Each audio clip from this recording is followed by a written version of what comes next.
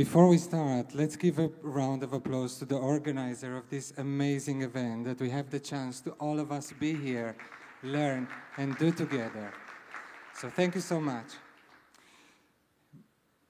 What I wanted to speak to you guys about is about architecting our well-being future in a symbiotic way. But I want to start actually with the architecting, with the way that we think before we find the solutions, but what is the way that we're going to find these solutions? And it is a special moment in time these days. It really is.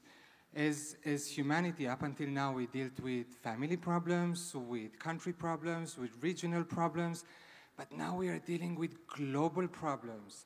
And not only that, but we generated some of those. We caused some of these global problems. So it's the first time we need to deal with such thing.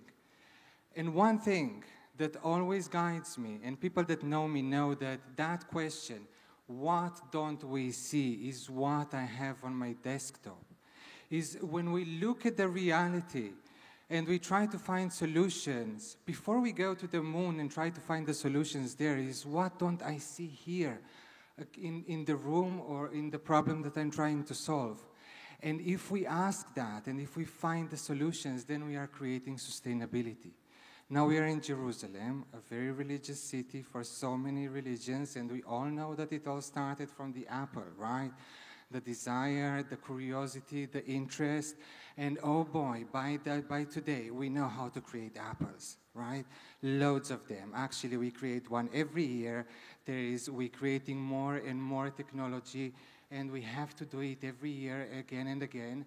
And we are a bit like a bunch of kids that have a bowl of beautiful apples, but instead of finishing them, we are actually taking one bite of every apple and we are throwing it away. We are not maximizing the potential of what we have in our hands and what we know how to create. And if we will, and we will actually eat the whole apple before we move to the next thing, this is how we will create a sustainable innovation for tomorrow. And let's play a game, 20 seconds game. Everybody sees a circle, right? So I'm going to give you 20 seconds, and you guys write on your notes or on your phone, what can you turn that circle into? And to be clear, and you won't be able to use that example, you can turn it into the sun, or you can turn it into an apple, as we said, okay? So let's see who manages to turn that circle into as many things as possible. Go.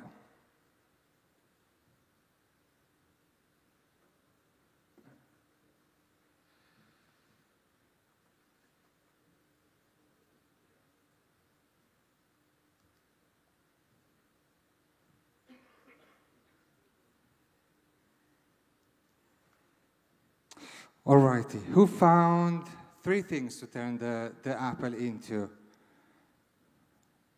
Who found more than 3 things? Who found 10? Oh, that's amazing. So now imagine yourself that we would live in a world where we actually take the time and turn the same circle into so many things. And this is what we are trying to do, because some of the answers that we need are just under our nose. So in the well-being space, where it's part of what I'm doing in life to create a well-being future, I started a company called Cyborgnest based in London. And what we do, we specialize in sensory innovation through haptics, through touch, and beyond that. We are a B2B company, and we work with leaders from their fields from all over the world to build dedicated sensory solutions for different problems that some of them we will touch in a second. Now, why do we do that? Because we want to enhance people of all kinds with new innovative sensory experiences. And why is it so important, this whole thing with senses? Now, if you think about it, everything that we ever created, thought, or felt started from a sensory input. Everything that we have in our box, every creation, every emotion, every feeling came from one of our senses. So if we have more of those, we can start creating, thinking, and solving problems from places that we never did before.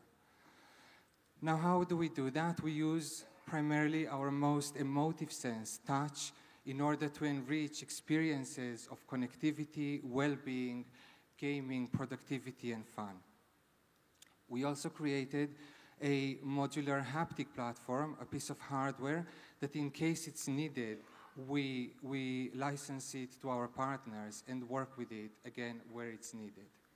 Now, what do we actually do? We are a sensory innovation lab, and we create our own innovations, and we license them to our partners. And we also help our partners innovate their own products or future products. So basically, we save a lot of companies a lot of time, money, and knowledge. Now you ask yourself, what can you do with touch? I mean, how many problems can someone solve with touch, right? But remember the exercise that we did with the circle. There are many things that can be done with everything. So we know that many functional and mental obstacles we face today are a result of emotional confidence and communication deficits in the world. And, oh boy, we learned that very hardly during the pandemic. We start say that loneliness is linked with about 20% of all the depression cases in the world. That is a lot. So one of the communities that we are super excited to work with are the blind community. And we created them for them to start with a very simple application that allows them to sense the magnetic field of the planet, the magnetic north, and to sense in distance where people and places that they are connected to, where they are. Now, as you know, a lot of the technology that was developed for the blind people, and from a good reason, was developed for the close proximity, right? So for me not to bump into a chair, into a wall, into a car, or into anything. But what we add them is not the close proximity, we add them horizons. We add them the distance, the understanding, and the ability to understand space and things that we are connected to. So I want to show you an example of a testimonial of Lachi, who is an amazing singer from New York, and she's been testing some of the stuff that we've been doing for the blind community. Oh, sound to the video?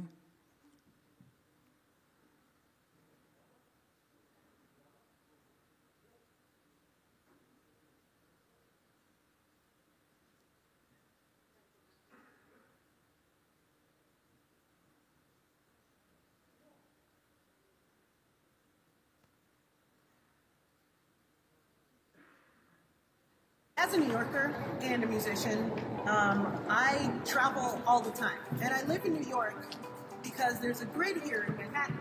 And so it makes it really easy for me to navigate. But outside of the grid, when I'm touring and stuff, it's actually really hard to orient myself as a blind woman. And, you know, the phone is great even when it has the gyroscope, but sometimes it's clunky, sometimes it doesn't even work. And as a blind person, independence is really, really important for us. So being able to orient myself independently to north or to south or to wherever I am trying to go, any extra added value of independence is really, really valuable to us as blind folks. And so that's one of the really strong benefits I got. And it also allowed me to really connect really with the globe and the orient of my whole self as I connect with the world. So there you go. Really, really excited to be a part of this. And, you know, hit me up and let me keep cyborging for you. Because it's really cool to be a part of this movement. And, all right, Lachi out. Oh, thank you, Lachi, you're amazing. And this is just an example, but there are a lot of other new applications that we are developing for the blind community, such as translating visuals into haptics. Another community that we want to start working with is the ASD community, the autistic spectrum. And as we know, the ASD community and the larger society have communication deficits. Now, there is a lot of research from Oxford University and from other universities that shows that touch can build bridges to mitigate some of these communication problems and differences that we have one among each other. So we are really excited to work on that. We are also super excited to work with the elderly community, where we can help them with brain training to increase cognitive performance, where we can create connectivity to improve mental well-being, sensing orientation, which improves against confidence, and many other things. So we see that with one touch, there is so much more we can address. And touch is promoting the release of dopamine, serotonin, oxytocin, and decreases some of the things that we don't want as much as cortisol. Another friend of mine who used to be the former, just left a few months ago, he was the former president of the American Foundation of the Blind. I wanted to give him the stage because, yes, I work with the blind community, but one of the things that are really important for us is not to me finding the solutions or you guys having the ability to look at me to find the solutions for the blind people, but how are they seeing the solutions? How are they seeing the things need to happen? So I asked him to record a message for you guys and for all of us and to the world. Hello, I am Dr. Kirk Adams, founder of Innovative Impact, talking to you from my home in Seattle, Washington. Most recently, I was honored to serve as president and CEO of the American Foundation for the Blind. I became totally blind at age 5 due to bilateral retinal detachments, and as an adult, I have dedicated my life to accelerating inclusion of blind people in every aspect of society. And society places people with impairments, such as myself, into paradigms or mental models. And the most common is a medical model. Unfortunately, still with us, disabled people are considered to be broken if they're unable to be fixed by the medical community. We're considered less than whole, permanently damaged, and inherently less than a person without an impairment. But an impairment does not create disability. As an example, I'm a Braille reader. If I'm in a meeting and you hand me a Braille agenda, my visual impairment does not cause a disabling situation. If you hand me a piece of paper with print on it, then my visual impairment places me in a disabling situation. So we like to think of the structural model, which is just a lack of fit between a person's physical or mental impairment and the environment that has been structured by the abled majority. And our opportunity is to create a better fit between people with impairments and the physical and digital built environments. For people who are blind, such as myself, most technology advancements to create better fit have been auditory. However, we are beyond a saturation point when you have 2, 3, 4 devices and applications giving you auditory input. It becomes counterproductive, and it negatively impacts the fit between the blind person and the environment. Haptics, the sense of feel, the viscerally most impactful of our senses, offers us incredible opportunities to create better fits between people with physical and mental impairments and the environment. I'm excited and honored to be working with LiveU Babbitts to accelerate the integration of haptics into the daily lives of people with disabilities. Back to you, LiveU. Thank you so much, Kirk. I found this video very touching. And not only that I found it touching, but I think that there is something that all of us need to learn here. And a lot of us come from the business world and from the government world. And we are used to the paradigm of solving problem. There is a problem and then there is a solution. But I think that what Kirk taught us today, that in some cases it's not about a problem and a solution, but it's about mitigating a difference. Because if we look at someone or think about someone that he has a problem, then this is how we build the society, and this is how we find the solutions, and this is how we build everything that we build. But if you don't have a problem, it's just that I'm different than the way that you are, and we want to create a bridge, then suddenly the brain goes into completely different places. So we said that we want to create a symbiotic future, and this is what I call the Leonardo da Vinci era. Now, a lot of doctors here in the world, in the hall, and I know that 20 years ago, there used to be doctors that were amazing, world leaders in what they do, but they can't make an omelet, right? That doesn't exist today anymore. And maybe some of you still don't know how to make an omelet, but you're good at statistics and coding, and maybe you know some other stuff. We all know and have to know as a person or as a society to combine a lot of things, but not just saying it, but actually doing it, because one feeds the other, and this is how solutions are found. And this way, we will earn more in a sustainable way with much, much greater impact. So now, last 10 seconds of thinking, we'll do it shorter. And I want you to think how each and every one of you would implement touch, haptics into what they do, and write it on a note on your phone.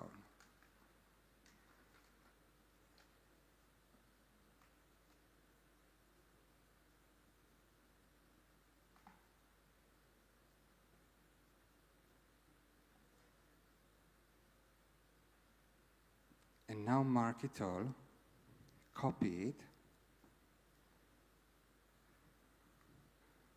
and together we're gonna do it.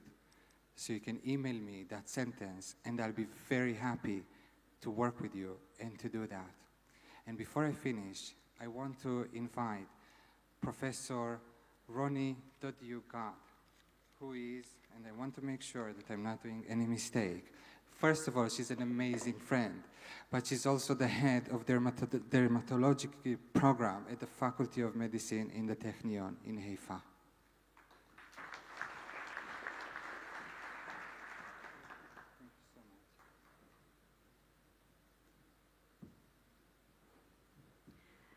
So thank you so much for this fabulous talk, Livio. It was just Thank you for having amazing. me. So I just prepared 2 questions for you. Yes. And that I would like you to answer and share with the audience, if you may. Of course. So I know from our previous conversations that one of your inspirations to start your company actually came from your work in international human rights initiatives. And I was just wondering, may you please share with us a bit about that? Yes, thank you for asking. So I had the privilege to be the COO of a UK-based human rights organization, where what we did, we had a problem, and we needed to try to help the people that are unseen and unheard in different places in the world. So we use technologies, very simple filming or other types of very simple technology to expose some of it. And during that process, I saw and I understood how simple solutions with simple technology can solve a problem. I'll give you an example, a short one. Imagine yourself a river and the village that depends on that river, right? They do their clothing, their washing, their whatever in that river, and then one day they wake up and there is very little water in the river. And they go, uh-oh, what you gonna do now? So then there are 2 ways of solving it.